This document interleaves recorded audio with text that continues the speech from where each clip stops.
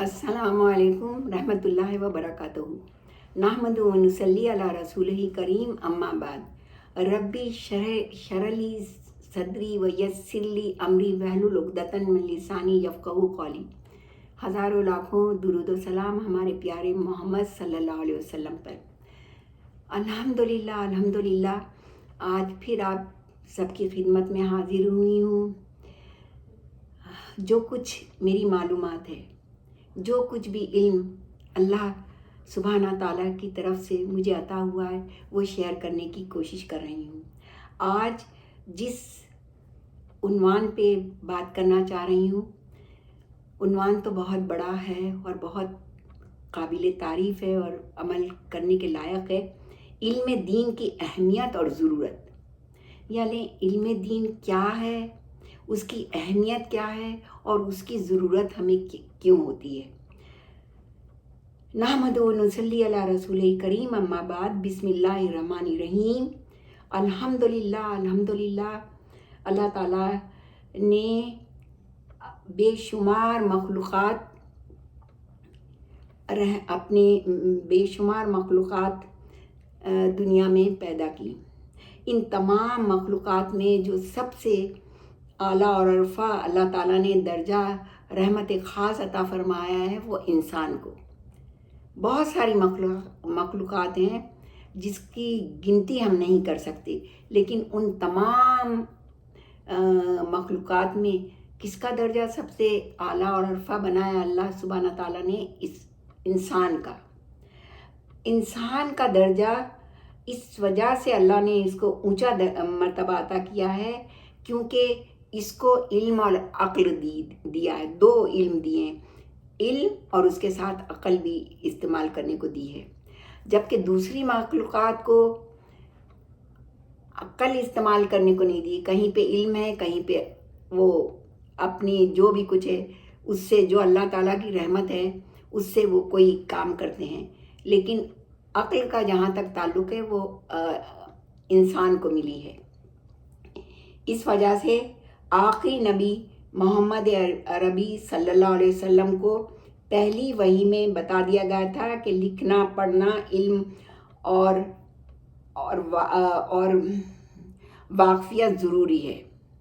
पहली वही में ही जो आप सल्लल्लाहु अलैहि वसल्लम पे पहली वही नाज़िल हुई थी, उसकी मीनिंग बता रही हूँ कि लिखना पढ़ना इल्म और वाक़फ़ियत ज़रूरी है। वजह के इल्म और अक्ल वो चीज़ है जो इंसान को दूसरी मखलूक़ात से बुलंद करती है, दूसरी तमाम मखलूक़ात से। इसी वजह से इंसान की फ़जीलत उन तमाम मखलूक़ात पर ज़्यादा है। अब जब इतनी फ़ौक़ियत दी गई है तो इस पर ज़िम्मेदारियाँ भी बहुत सारी डाल दी गई हैं जो दूसरी मखलूक़ात पर नहीं हैं। और अक्ल और इसके इल्म को सही और बाकायदा बामकसद बनाने के लिए हमारे आका प्यारे मोहम्मद सल्लल्लाहु अलैहि वसल्लम को भेजा गया। अब हमको किस तरह से इस अक्ल को और इस इल्म को किस तरह से बरूए कार लाना चाहिए, उसके लिए हुजूर सल्लल्लाहु अलैहि वसल्लम उनको आखिरी ज़मां को उस लिहाज से भेजा गया कि वो हमको ये तमाम बातें बता सकें। अब आप पर अल्लाह ताला ने अपनी अज़ीमुश्शान किताब कुरान मजीद को नादिल फरमाया। आप पर वही के ज़रिए कुरान मजीद, ये किताब पूरी कंप्लीट अल्लाह ताला ने हुजूर सल्लल्लाहु अलैहि वसल्लम के क़ल्ब मुबारक पर उतारी और आप सल्लल्लाहु अलैहि वसल्लम ने इसको लोगों को बता के और इस तरह से लिखकर ये पूरी एक किताब, अजीम किताब कुरान की शक्ल में हमारे पास आई है। इसी वजह से इल्म नबूवत को वो फजीलत और अहमियत दी गई है जो अहादीस में रसूल करीम आका और कुरान करीम में हम पाते हैं, जो कुछ भी फजीलत है। इसलिए हर मुसलमान पर ज़रूरी है कि इल्म दीन को सीखे और अपनी औलाद को भी यही तालीम दिलवाए। इसका ये मतलब हरगिज़ नहीं है कि दूसरी तालीम नहीं दिलवाई जाए, کیونکہ دوسرے جتنے بھی تعلیم ہیں، جتنی بھی تعلیمات ہیں، ڈاکٹری ہے، انجینئرنگ ہے، سائنس کی تعلیم ہے، کوئی سی بھی تعلیم ہے، ہر تعلیم کا منبع جو ہے وہ جا کے اللہ سبحانہ تعالیٰ کی ہی طرف بتاتا ہے. کیونکہ جو سائنس ہے یا ڈاکٹری ہے یا کیا ہے، ان کو بھی وہ عقل اور سمجھ، وہ علم کس نے دیا ہے؟ اللہ سبحانہ تعالیٰ نے دیا ہے. تو ہم یہ دونوں علم دین اور دنیاوی علم جو ہیں ان کو ساتھ ساتھ لے کے چلیں گے. یعنی یہ نہیں کہنا ہے کہ بس آپ علم دین کی کو پورا اپنی کمپلیٹ زندگی میں کر لیجئے اور دین کی ہی معلومات حاصل کریے اور اس پہ ہی عمل کریے اور اس علم کو حاصل کریے، باقی کے دوسرے جو بھی علم ہیں ان کو چھوڑ دیجئے. نہیں، اگر آپ نے یہ علم حاصل کیا، ان کو چھوڑ دیا، تو پھر آپ وہ عمل کر ہی نہیں سکیں گے جو اللہ سبحانہ تعالیٰ عقل کے ذریعے اور علم کے ذریعے مجھے اور آپ کو بتانا چاہ رہا ہے. یعنی جیسے ڈاکٹری ہے، اگر ڈاکٹری کر رہا ہے کوئی، وہ علم حاصل کر رہا ہے اور اس کو اسلام کا، دین کا علم نہیں ہے، تو اس میں وہ قابلیت اور وہ فضیلت نہیں ہوگی کہ یعنی کس طرح سے ڈاکٹر بننے کے بعد دین کیا کہتا ہے. اور اسی طرح سے اس نے علم دین میں پوری قابلیت حاصل کر لی لیکن وہ ڈاکٹر نہیں بنا اور سوچ رہا ہے کہ نہیں، یہ تو بیکار علم ہے.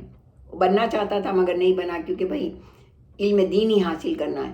تو علم دین حاصل کرے گا، لیکن کہاں کہا گیا ہے کہ وہ علم حاصل مت کرو؟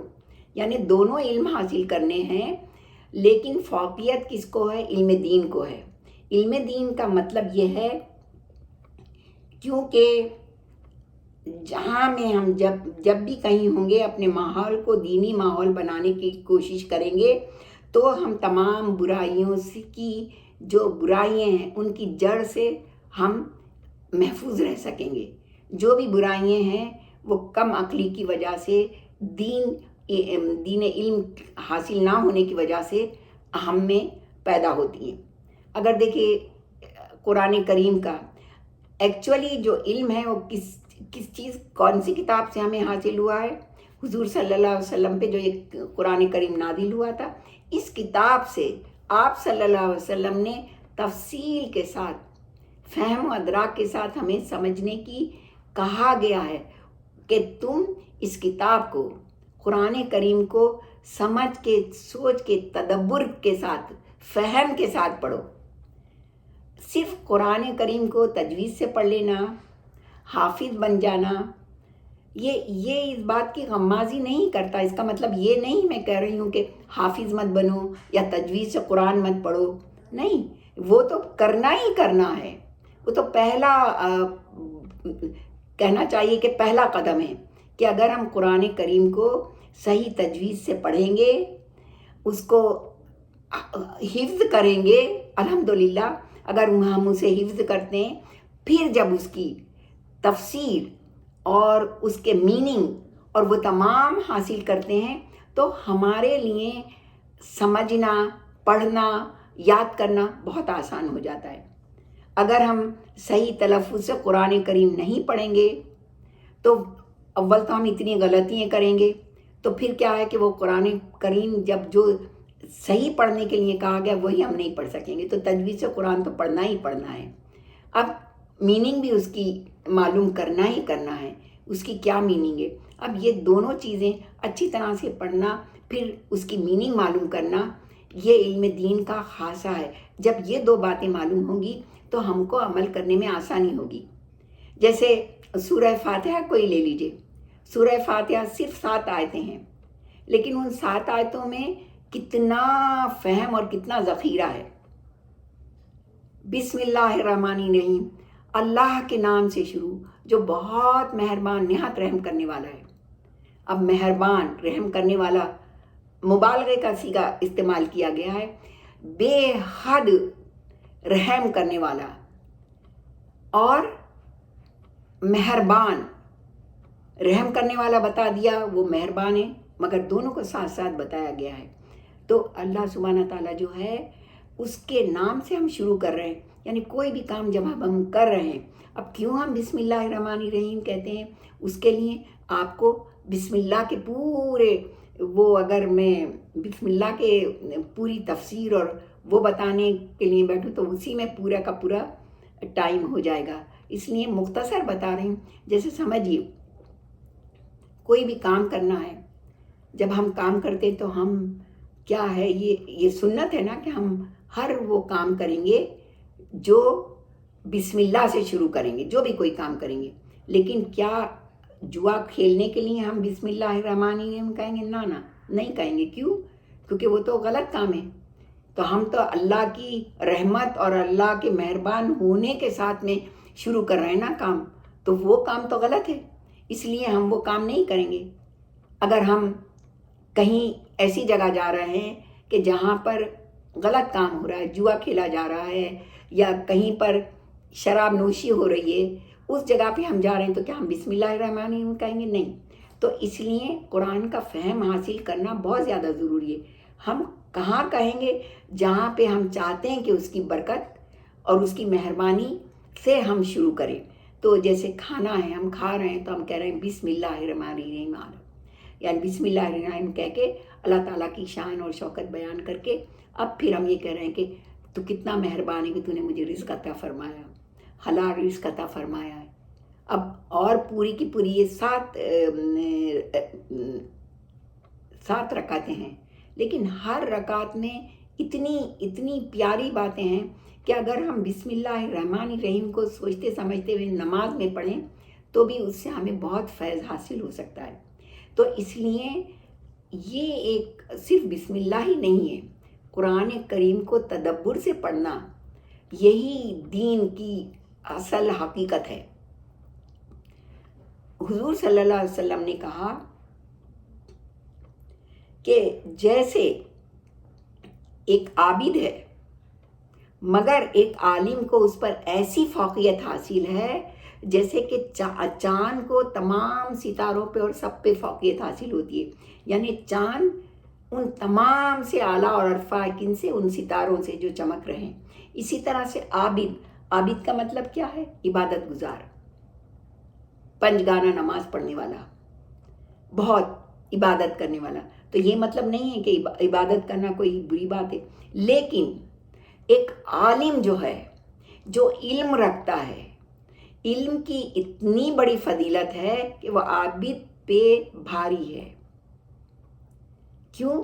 کیونکہ جو عالم ہوگا، جس کو کوئی معلومات ہوگی علم کی، دین اسلام کے بارے میں وہ جانتا ہوگا، وہ دوسروں کو بتا سکے گا. کیونکہ اب حضور صلی اللہ علیہ وسلم تو نہیں ہیں، مگر انہوں نے کیا کہا ہے کہ تابعین، ان کے بعد جو آئے، پھر ان سے جنہوں نے جو کچھ سیکھا، جو عالم ہیں، جنہوں نے اس قرآن میں غور و تدبر کر کے علم حاصل کیا ہے، وہ اس علم کو دوسروں تک پہنچاتے ہیں.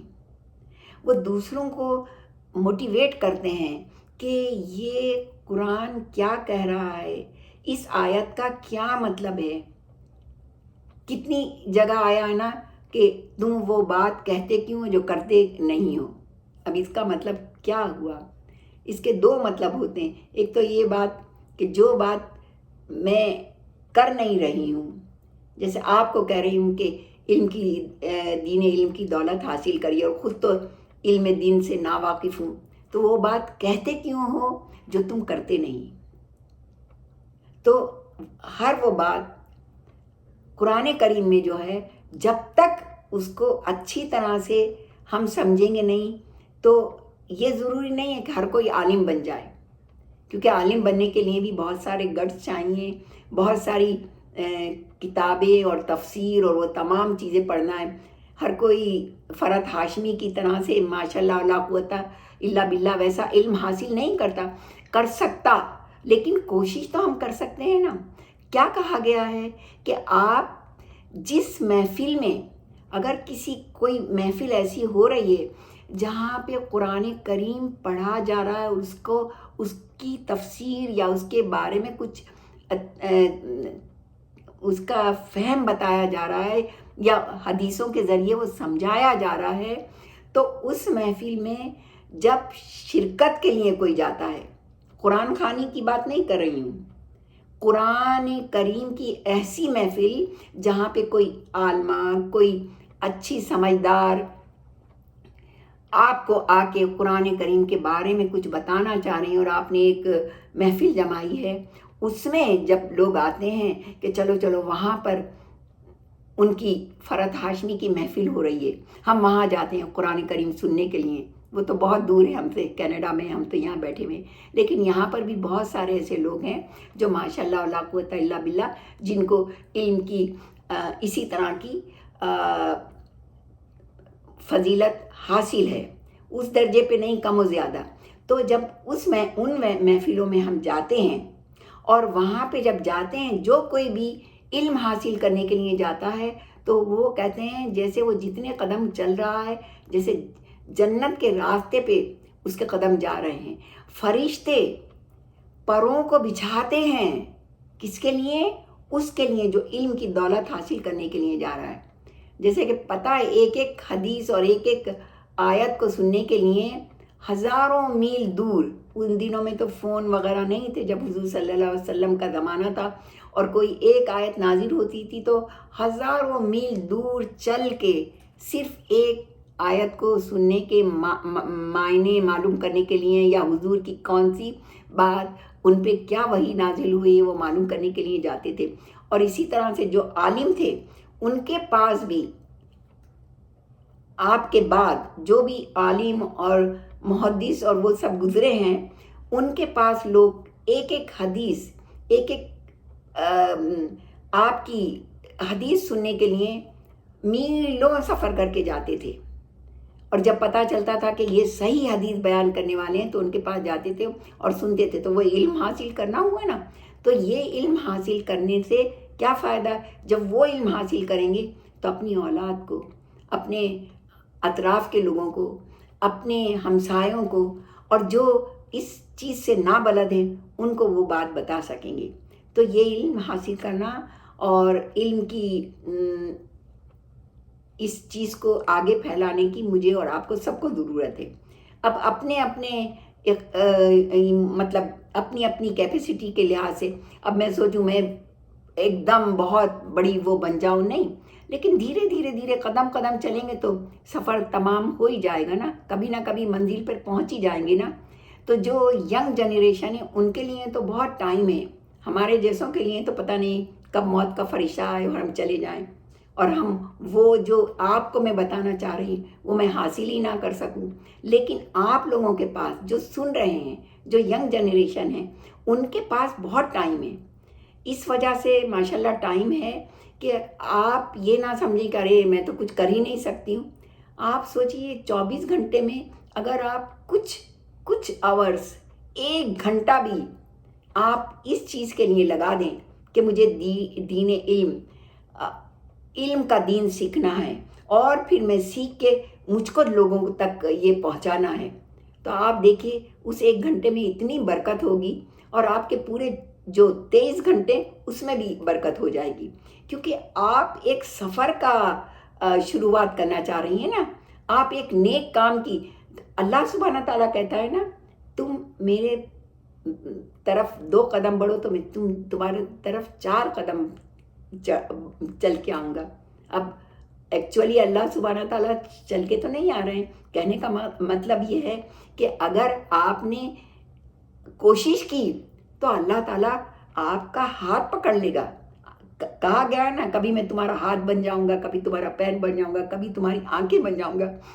تو کتنے خوش نصیب وہ لوگ ہیں جو اللہ کی جو یہ نعمتیں ہیں، مطلب کیا ہے کہ میری آنکھیں وہ دیکھنے لگیں گی جو دنیا کی چیزوں میں رغبت نہیں، کہ اس نے اتنا عمدہ گھر لے لیا ہے تو اس کی اتنی بڑی گاڑی ہے، یہ میری آنکھیں وہ دیکھیں گی کہ وہ اتنے علم میں مجھ سے آگے چلی گئی ہیں، میں کیسے اس طرح کی بنوں، یہ میری آنکھیں دیکھنے لگیں گی۔ میرے قدم وہاں جائیں گے کہ وہ اتنا اچھا علم اور اس کے بارے میں دین اسلام کے بارے میں بتا رہی، چلو وہاں چل کے کچھ نہ کچھ حاصل کر لوں۔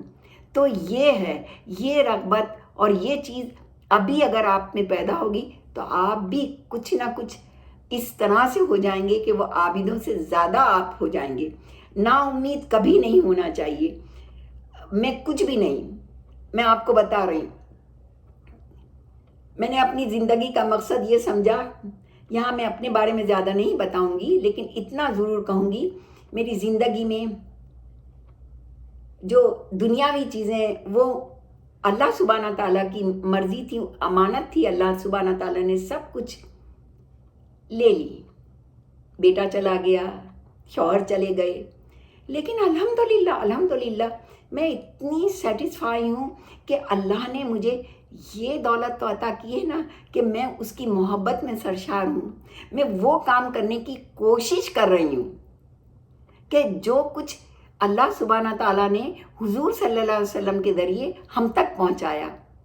ناکامی صحیح کوشش، مگر صحیح تو اسی کا انعام ہے نا کہ تم کوشش کرتے رہو، جد و جہد کرتے رہو۔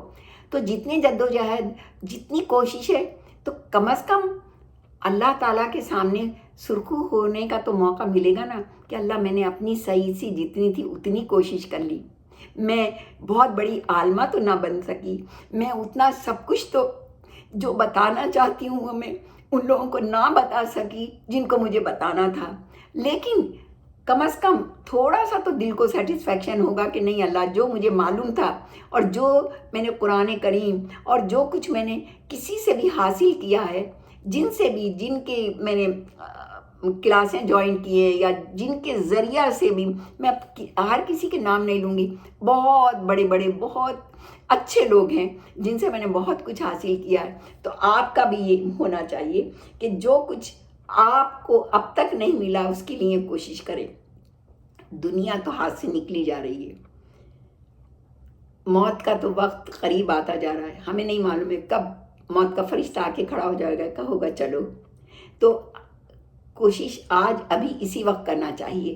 اب دین دوسرے علوم کو سیکھنے سے نہیں روکتا، مثلاً ڈاکٹری، انجینئرنگ، جدید جو بھی علم ہے وہ بھی آپ سیکھیے، اپنے بچوں کو بھی سکھائیے، خود بھی سیکھیے، کیونکہ وہ علم بھی بہت ضروری ہیں۔ لیکن صرف ان علموں کو سیکھنے کے لیے دین علم سے نابلد رہنا وہ صحیح نہیں ہے۔ اس علم کے لیے بھی ٹائم نکالیے، اس علم کے لیے بھی۔ اپنے بچوں کو جہاں آپ روزانہ اٹھا کے اسکول بھیجتی ہیں، یہ کرتی ہیں کہ بھائی تم ڈاکٹر بننا، یہ بننا، وہ بننا، ان کے لیے ویکینڈ پہ یہ ٹائم نکالیے کہ نہیں، ویکینڈ تمہارا صرف اور صرف اس چیز کے لیے ہے، بجائے پارٹیوں اور اس میں لے جانے کے لیے۔ یہ میں نہیں کہہ رہی کہ ان کا کھیل اور وہ سب بند کر دیں، نہیں، سب کچھ اعتدال کے ساتھ کرنا ہے، نہ تو اس طرف بہت جھک جانا ہے، نہ اس طرف جھکنا ہے، دونوں چیزوں کو ساتھ میں لے کے چلنا ہے۔ اور اس طرح سے آپ ان کو ابھی سے اس راہ پہ چلائیں گی جو میرے جیسی کو چلنے میں بہت ٹائم لگا، کیونکہ جب عمر ہوتی جاتی ہے بچوں کا ذہن بہت ہی اس طرح سے چیز ہوتی ہے کہ ہر چیز وہ فوراً کے فوراً آبزرو کر لیتے ہیں۔ تو اس لیے ابھی سے ان کو بھی، اور جو مائیں ہیں وہ خود بھی سوچیں ہم ہمارے بچوں کو کیسے موٹیویٹ کر سکتے ہیں۔ جب میں ہی اس طرح سے نہیں کروں گی، آپ کو رول ماڈل بننا پڑے گا کہ میں ایسی ہوں تو میرے بچے دیکھیں گے تو پھر وہ ایسا کریں گے۔ میں علم کی دولت حاصل کرنے کے لیے دیکھیں نا، یہ یوٹیوب اور کچھ بھی کھول کر ایسی رکھیے، چلو بھائی اب کھانے کا ٹائم ہو گیا نا، اس وقت میں ہم یہ بیٹھ کر یہ چینل دیکھیں گے جس کے اوپر فرحت ہاشمی کچھ بتا رہی ہیں۔ میں بار بار ان کا نام اس لیے لے رہی ہوں کہ میں بہت ان سے ایکسپائر ہوں، میں بہت زیادہ، کبھی میرا دل ہوتا ہے کہ کاش میں نے بچپن سے ان کو سنا ہوتا تو میں کہاں سے کہاں ہوتی۔ خیر الحمدللہ جتنا بھی کوئی سن سکتا ہے سنیں۔ تو محض ذاتی مفاد اور جو بھی علم حاصل کرنا ہے وہ یہ نہیں ہو کہ میرا صرف ذاتی مفاد ہو کہ بھائی میں بہت بڑی عالم بن گئی۔ ایسا بھی ہوتا ہے نا، بہت بڑے عالم بن گئے، اب لوگ آ رہے ہیں تو وہ تحفے طوائف اور یہ لا رہے ہیں، وہ کر رہے ہیں۔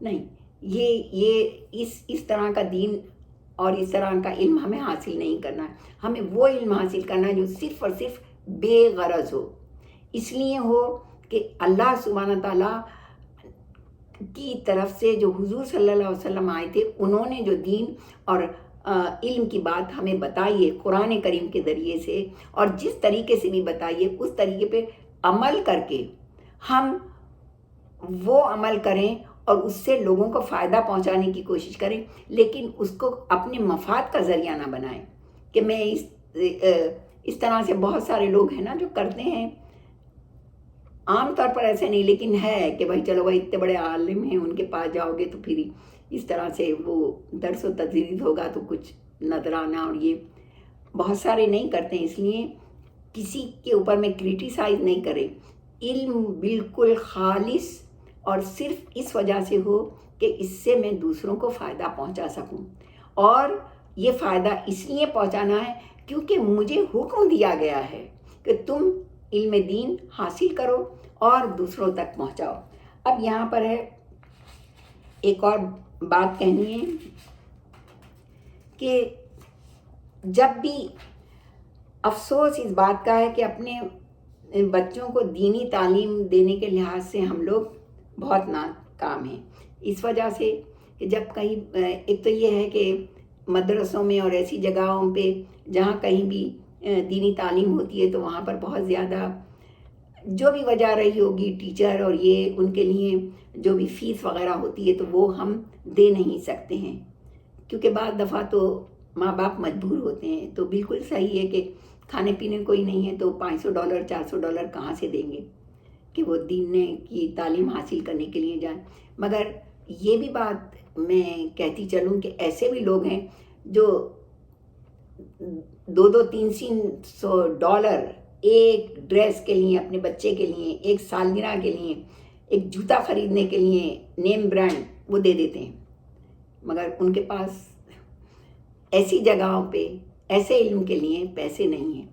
تو یہاں پر اتنی بات کہہ کے آپ بھی دعا کریے، میں بھی دعا کروں کہ اللہ سبحانہ تعالیٰ یہ دین علم کی جو دولت ہے وہ مجھے اور آپ کو زیادہ سے زیادہ اللہ سبحانہ تعالیٰ علم حاصل کرنے کی، علم پھیلانے کی، اور دین اسلام اور اس دین کے علم کے ذریعے سے اس پر ہمیں چلنے کی بھی توفیق عطا فرمائے، کیونکہ اگر ہم نے علم حاصل کر لیا اور اس پر فہم اور تدبر سے کام نہیں لیا تو وہ دین بھی ہمارے لیے بیکار ہو جائے گا۔ جیسے میں نے ایک مثال کے طور پر کہ بھائی کہا گیا ہے کہ آگ سے بچو، جہنم کی طرف مت جاؤ، یہ مت جاؤ، آگ سے بچو، کتنی جگہ قرآن کریم میں آیا ہے، تو آگ سے بچو تو کیا ہے، ایسے کام مت کرو کہ تم کو جہنم کی طرف جانا پڑے۔ تو کیا میں وہ آیتیں اور وہ فہم سمجھ کے ان سے دور ہٹتی ہوں؟ کتنی بدعت اور کتنی غلط رسمیں جو ہم نے اور آپ نے اختیار کر لی ہیں، کیونکہ جب تک ہمیں نہیں معلوم تھا تو وہ سارے گناہ معاف ہیں۔ اب بہت ساری باتیں میں ان پہ تفصیل میں نہیں جاتی، کیونکہ پھر خدا نہ خواستہ ایسا نہیں ہو کہ میں کسی کے رسم و رواج پہ کچھ اس طرح کی تبصرہ کر رہی ہوں یا تنقید وہ کرٹیسائز کر رہی ہوں، مگر بہت ساری ایسی باتیں ہیں جو ہم کرتے ہیں جس کا اسلام اور اسلام سے کوئی تعلق ہی نہیں ہے، مگر کیا ہے کہ ہم نابلد ہیں، ہمیں معلوم ہی نہیں ہے کہ یہ ان رسموں میں کیا کرنا چاہیے۔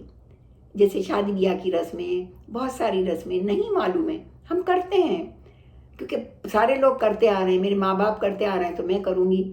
لیکن آپ دیکھیے ایسے بھی لوگ ہیں جنہوں نے ہمارے سامنے مثالیں پیش کی ہیں، اب میں پھر کسی کا نام نہیں لوں گی، ایسی مثالیں پیش کی ہیں کہ دیکھو ہم نے بیٹی کی شادی کی کیسے کی، ارے بھائی وہ تو بہت اعلیٰ اور عرفہ ہیں۔ نہیں، آپ بھی ایسی اعلیٰ عرفہ بن سکتی ہیں، ایسی مثال پیش کر سکتی ہیں۔ جب کسی سے کہا جائے نا درس و تدریس کی محفل ہوتی ہے تو میں نے کتنے لوگوں سے کہا دیکھیے کیوں ہم لوگ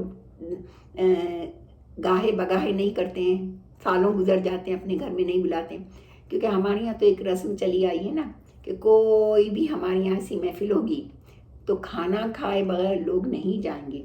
اب امریکہ جیسے ملک میں یہاں کتنا ہارڈ ہے کھانے کا انتظام کرنا، پھر بلانا، اور پھر وہ سب کو دعوت دینا اور سب کو بلانا، پھر وہ اتنی ڈشیں ہونا چاہیے. کیوں؟ کیونکہ فلاں کے گھر میں اتنی ڈشیں تھیں. اب انہوں نے تو کیا ہے، خالی ایک پلاؤ بنا دیا اور دہی رائتا رکھ دیا. یہ کیا ہے؟ ہماری تو یہ سوچ ہے نا. تو یہ کہاں ہمارا دین بتاتا ہے. اس لیے یہ محفلیں بھی انقا ہوتی جا رہی ہیں، کیونکہ لوگوں کے پاس اتنا ٹائم نہیں ہے، لوگوں کے ہر کسی کے پاس اتنا پیسہ نہیں ہے کہ وہ ہر تھرسڈے کو یا ہر جمعے کو کوئی ایسی محفل کرے اور بلائے اور لوگ فیضیاب ہوں. فیضیاب ہونا چھوڑ دیا ہے. اور میں بڑے فخر کے ساتھ کہتی ہوں، انڈیا میں میری سسٹر ان لا کے گھر میں وہ جو درس دینے آتی ہیں، انہوں نے سختی سے کہا ہے آپ سب کو بلائیے، پانی کے سوا نہ میں کچھ پیوں گی نہ اور کوئی پیے گا. سب محلے کی، ہر تھرسڈے کو محلے کی عورتیں آتی، اتنا اچھا درس اور تدریس ہوتا ہے. پانی کا جگ رکھ دیا جاتا ہے، جس کو پانی پینا ہے پانی پی لو. کوئی نہیں، چپ چاپ 1 یا 1.5 گھنٹہ وہ جو بھی درس دیتی ہیں کرتی ہیں، اس کے بعد سب رخصت ہو جاتے ہیں. کوئی شور شرابہ نہیں، کچھ نہیں، نہ کچھ پکانا نہ کچھ، صرف اچھی طرح سے ان کو بٹھا دیا جاتا ہے. سب لوگ آ جاتے ہیں چپ چاپ، کوئی کھانا پینا نہیں ہوتا. کیا ہم ایسی محفلیں کر سکتے ہیں؟ امید ہے کہ ہم کوشش کریں. اب یہاں پہ یہ ہوتا ہے اتنی دور دور سے لوگ آ رہے ہیں، اتنی دور دور سے لوگ آ رہے ہیں تو بھائی چلیے چائے رکھ دیجیے. اب پھر چائے کے ساتھ تو پکوڑے اور یہ، اللہ ہمیں ان تمام اس طرح کی چیزوں سے بچائے. چلیے دعا کر لیتے ہیں. بسم اللہ الرحمن الرحیم. یا اللہ ہو، یا احد ہو، یا واحد ہو، یا موجود ہو، یا جواد ہو، یا باسط ہو، یا کریم ہو، یا وہاب ہو، یا ذل ہو، یا غنی ہو، یا مغنی ہو، یا فتح ہو، یا رزاق ہو، یا علیم ہو، یا حکیم ہو، یا حی ہو، یا قیوم ہو، یا رحمان ہو، یا رحیم ہو، یا بدیع السماوات والارض، یا ذا الجلال والاکرام، یا حنان ہو، یا منان ہو. نفعنی منک بنفحۃ خیر تغننی عمن سواک ان تستفتح فقد جاءکم الفتح انا فتحنا لک فتحا مبینا. نصر من اللہ فتح قریب. سبحانک اللہم و بحمدک نشہد ان لا الہ الا انت استغفرک و اتوب الیک. یا حی یا قیوم برحمتک یا ارحم. سبحان اللہ و بعدد خلقہ و رضا نفسہ و زینت عرشہ و مداد کلماتہ. اللہم صلی علی محمد و علی آل محمد کما صلیت علی ابراہیم و علی آل ابراہیم انک حمید مجید. اللہم بارک علی محمد و علی آل محمد کما بارکت علی ابراہیم و علی آل ابراہیم انک حمید مجید. یا اللہ سبحانہ تعالیٰ، تیری رحمت اور تیرے فضل و کرم سے جو تو نے یہ زبان عطا کی ہے، اس سے جو کچھ بھی میں نے ٹوٹی پھوٹی بات اچھی طرح سے کہنے کی کوشش کی ہے، اللہ سبحانہ تعالیٰ میرا کہنا، ان کا سننا اپنی بارگاہ میں قبول کر لینا. اگر کوئی غلطی ہوئی ہے تو رحمان و رحیم ہے، میری غلطیوں کو معاف کر دینا. جو میں تمنا لے کر اور جس لگن کے ساتھ ان لوگوں کے سامنے آئی ہوں، یا اللہ تعالیٰ تو اپنی رحمت سے ان کے دلوں میں بھی وہی جوش ڈال دینا کہ یہ بھی علم دین حاصل کریں اور زیادہ سے زیادہ اللہ سبحانہ تعالیٰ قرآن کریم کو سمجھ کر تدبر کے اور اس طرح سے پڑھیں کہ اس پہ عمل کرنا ان کے لیے آسان ہو جائے. آمین یا رب العالمین. اللہم صلی علی محمد و علی آل محمد و بارک وسلم. السلام علیکم رحمۃ اللہ وبرکاتہ.